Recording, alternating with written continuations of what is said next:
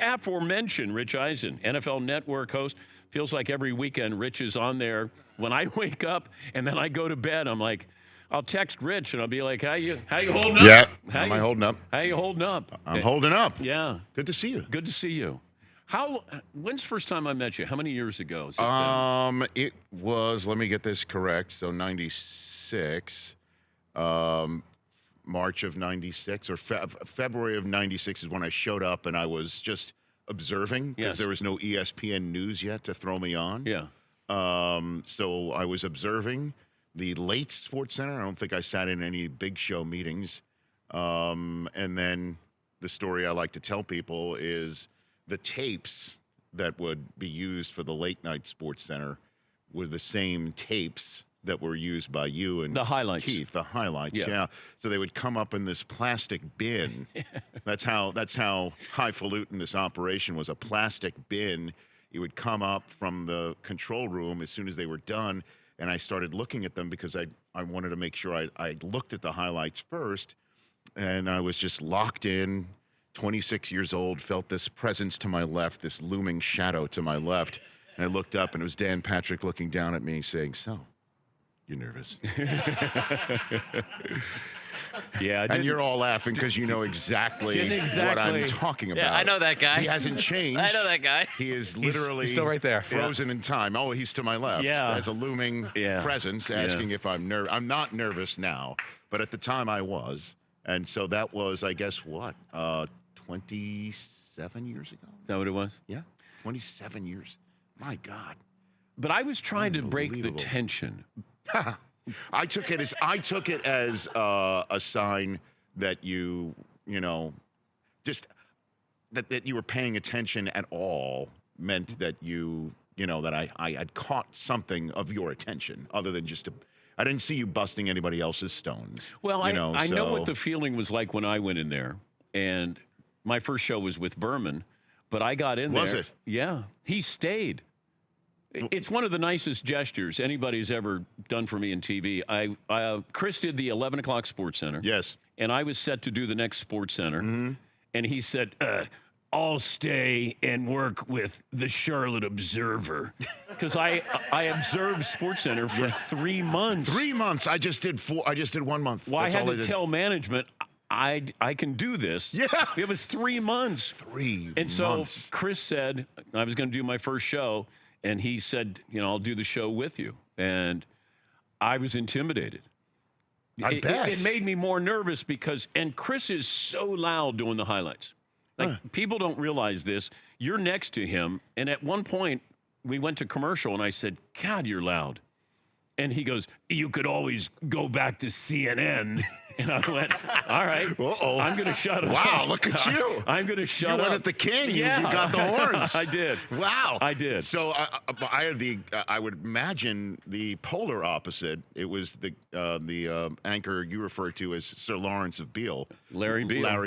Larry Beale. Who's very understated. Yeah. I was the overstated one when I was doing all the highlights. I did an entire Knicks highlight from beginning to end because this was my bit, my spiel, my shtick when I was in local sports in Redding, California, where ESPN, thank goodness, found me. I don't know how they did, but they did.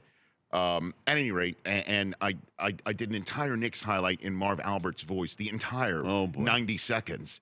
And Larry was on camera next, and I went, Larry? And he's just like, okay. And that was my first Sports Center. Can you give me a little Marv Albert there? Yes, I can. And there's different. I grew up a Marv addict. Not you, Marvin, but the other the other Marv. Yeah. And so there's many different Marvs. There's the excited Marv Albert last night. LeBron James, yes. And then there's also the sarcastic Marv who goes low, and this is the czar of the telestrator. So I would do all of that stuff. So you're doing 90 seconds of that. I was off the charts, and he was so. But Berman was so nice to me too. I apologize if I'm retelling the story on the show, but you recall at the back in the day, ESPN's banners that they still have that hang over going away parties. Well, yeah, going away parties that for fans who's watching ESPN event, you could see the ESPN banner knowing who is broadcasting the game. So folks would hang them over the sides of the prefabricated cubicles there and ask the on-air talent to sign it for charity. Yeah. I'm 26 years old, fresh out of, again, Redding, California.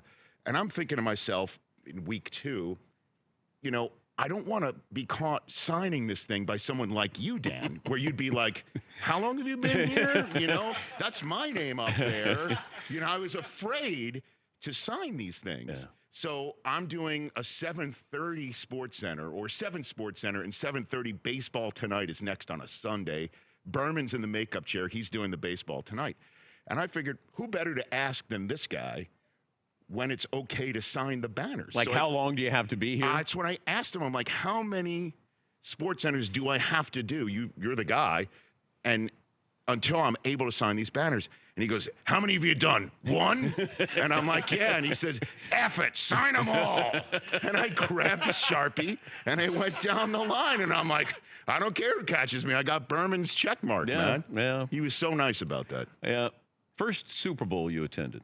First Super Bowl I attended was as a SportsCenter anchor, just off and hanging, was the Ravens beating the tar out of the Giants in Tampa. And then the first one I covered was Brady's second championship. This is my 20th Super Bowl for NFL Network.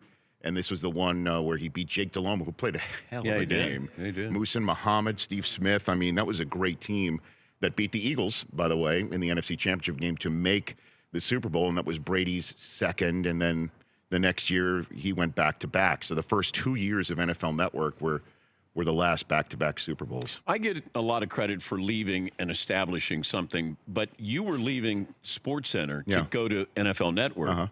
And at the time, we weren't quite sure what it was in how many households, but you had to see something, feel something, or maybe you didn't see or feel something at ESPN and thought, I can have this to myself. I mean, I applauded you for doing it because I thought, that can be your network if you want to. You were one of the few that actually stuck to the RSVP to my wedding after I left. There were a few empty seats at my wedding from some people from ESPN. Well, it was open bar, Rich. So I know. And as a matter of fact, if I'm not mistaken, Chris Fowler came on the show the other day, and I made him tell the story that you in the cocktail hour were not pleased with the, I guess, alacrity of the drinks being put in your hand. And he went behind the bar himself and started pouring for people. You know, that little silver cone that you use to measure, that went out the window. He was like Tom Cruise in Cocktail, flipping the things around. But we're in Central Park, the boathouse. That's right. Yeah. It's an unbelievable setting. It was nice. And I said, the only thing missing is a good time. Let's get some liquor going here. I'm taking pictures with Susie. I have no idea what the hell's happening. No idea. We come back from the pictures like, you have no idea what Dan Patrick just did. It is true. That is a fact. It is true. I had people, backwards, doing shots on the bar with their head back, and I'm like pouring shots. My mother-in-law's like, what do you mean the Jägermeister's all gone? So body shots off she's the paying mother-in-law. for the whole damn thing. Yes. Yeah, right.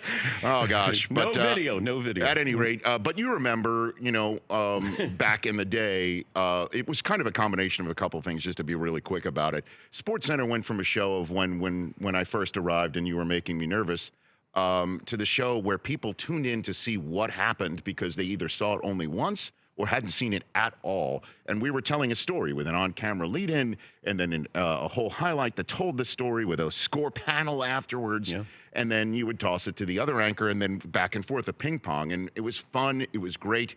And then towards the end of the tenure, SportsCenter turned into a show of telling you why something happened as opposed to what happened, because it was assumed you'd already seen it multiple times, either on the internet or, through this newfangled phone thing that was in your hand. And so I felt like I had been turned into, and this was the Crossfire era, where I'm now the host of a show where two analysts come on to argue with each other. This is the beginning of a lot of these argument shows. Yeah. And I'm like, this is not what I want to do, only what I want to do. I want to do other things. And I was told you can only do SportsCenter, and that's where the bash came in. And then NFL Network walked in the door, and I can live in Los Angeles and start something new. And Steve Bornstein was the guy who was leading it. And he was the president of ESPN for all those years, so I knew him. And I just took the leap, and here I am 20 Super Bowls later, man. You can see Rich Eisen, NFL Network host, 8.5-hour edition. Started 5 minutes ago. NFL game. And here's, I'm giving you an exclusive. As soon as that 8.5 hours is over, 4 days of darkness therapy. I'm going straight in. Yep, 4 days of darkness therapy after 8.5 hours of television. I need to be alone in the dark. And I come through it. I have no idea what I'm gonna, you know, what I'm gonna do. Why after not all that. 9 hours? Why 8.5? I'll run that up the flagpole. Yeah, I'm sure they're. I mean, if we're gonna round, I'd round down, okay. not up. You know, if I could. Rich is also the host of the Rich Eisen Show, which airs Monday through Friday at noon Eastern on Roku. Yeah, you start to. I mean, I did this Super Bowl pregame a couple of times, but hosted in Minneapolis, and it's forever. It is. And you have to, you know, get acclimated to, you know, like it's sensory overload. The crowd, and then you end the night by handing out the Super Bowl. So the most important thing you're going to do is hand out the trophy at the end of a, whatever, 11-hour day or 12-hour day, and be your best. Don't screw up. Well, one time for a few years, I did the morning and the evening show. I didn't give out the trophy. I just gave out the highlights. And then we would have guests come by after they won the Super Bowl. Sean Payton in Miami slapped me in the hand when I just extended for a handshake, and he just slapped it so hard. I had that, you know, Brock Purdy feeling, like, again, where from my elbow down to my hand, I didn't feel it the entire time because he hit it so hard. Those were really long days. You know, I remember the Seattle-Denver Super Bowl in New York, where my analysts were asleep in the green room for the first half of the game. You know, just because you guys have been we doing woke morning, up at 4 in the morning to get to the stadium in New Jersey. At any rate, it's fun. It's amazing to actually be here. I cannot believe it's 20 Super Bowls. NFL Network celebrates 20 years of being on the air in November, and it's just it's going to be a great season. What's at stake for both of these quarterbacks? Well, Mahomes, I don't think there's anything terribly at stake, to be very honest with you, for Jalen Hurts, other than the fact that you never know when you're going to get back to the game. And I don't say that with any hint of criticism. I think the Eagles are set, but I proffer to say if you were doing this show in Dan Marino's first Super Bowl, you would be, we're definitely going to see him back here. Yeah. He never made it back. So that's potentially what's at stake. The window of opportunities open now. Iron's hot, might as well strike. And then with Mahomes, this is it. I mean, every player in the NBA is now going to be chasing LeBron's scoring record from here on out. And then we don't know. We're assuming, and he should hit 40,000 points and beyond by the time he hangs it up. So now Brady's number is fixed because he's retired for good, last I heard. And so it's fixed. And if it is indeed fixed, it's 7. This is now the number by which we will measure all quarterbacks. And it's not fair because that number is absurd. All those years when Brady was winning championships in the early part of NFL Network were like, 4 is the number. Now it's 7. So Mahomes, if he does want to get in this area code by the time he's hung them all up, he still can. Like, if you're looking at any quarterback who can get in the galaxy of Brady, he's the one. And winning this weekend is the huge first step. Otherwise, that's another year off the calendar, and he's still 6 behind. But I wonder if there's a young a quarterback who fits in with Mahomes being this young but this great, where you have analysts saying he might be a top 10 quarterback of all time. So at age 27. I think that guy is Burrow. If you have to peg one right now, no, but prior to this, yes, Montana was a little bit older. Correct. I mean, Elway took him time as well. But can you think of a better quarterback at a younger age who's accomplished as much as Mahomes? I would think in terms of what, stats, winning or something like that. Winning, you would have to look at Russ. I mean, Russ in the first few years was winning 2 playoff games a year, but not getting credit. His defense did. Oh, that's true. Like Mahomes is getting all the credit. And I think that's where the Russ cooking thing started to cook, and now has manifested itself into his current situation. But Russ was really successful in the beginning and came out of nowhere. If he had won that second one, though, we would be talking about that team as being dynastic. Yeah. And, you could still make the case that they were. Certainly when a handful of them will wind up with busts and jackets at the end of the day. He has a show to do. He's Rich Eisen, and it's Monday through Friday, noon Eastern. You're here in Scottsdale. It's on Roku. And also, his NFL game day morning. 8.5 hours. I apologize for No, laughing. you should laugh. It's an absurd. It's an absurd amount. It's amazing during the playing season how quickly the week goes by between regular season weeks, and this one is an eternity. I'm tired of reading the promo about you doing 8.5 hours. Did you pull a hamstring? You cramped? You cramped during that?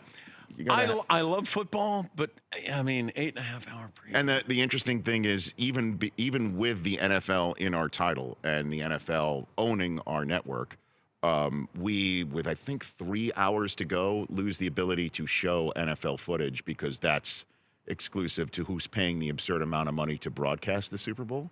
So we have no footage. So we're just on camera a lot, talking.